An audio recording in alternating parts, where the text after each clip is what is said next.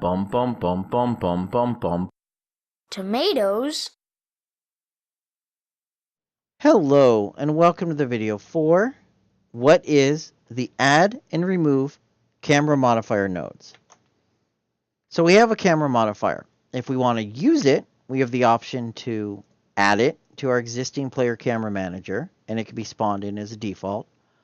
Or more than likely, you're going to want to add it at runtime based on an event. So we use the add new camera modifier node. In order to use it, it's going to take the camera manager. So in this case, we get the player camera manager as our target, and then we fill in which camera modifier we want to use. So in this case, I'm going to use my test camera modifier.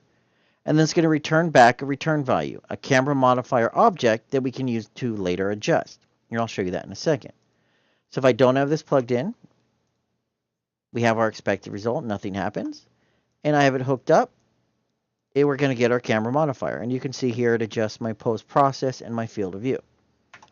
Now to use the remove camera modifier, you need to have a target. So we need our camera manager. And then you also need to have a modifier to remove. But you'll notice, well, it's not giving us a class. It's giving us an actual modifier. We have our return value here, which we could store for later.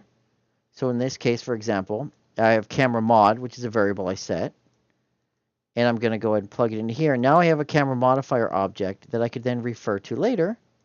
So in here, I could grab this, plug it in. Now I have a valid camera modifier to remove. And in this case, I'm going to go ahead and just plug it into a delay. And 2 seconds later, I'm going to call the remove. We'll hit play. There we go. 2 seconds later, a camera modifier has been removed. That's it. Those are our add new camera modifier and remove new camera modifier nodes. Do note, since we're removing them, if you have an alpha out time, it will not take effect. That only works on disabling, not removing. So add new camera modifier, takes in our class with the camera manager. Remove, takes in the camera manager as our target, and then an actual reference to an existing camera manager, an existing camera modifier that you've already created.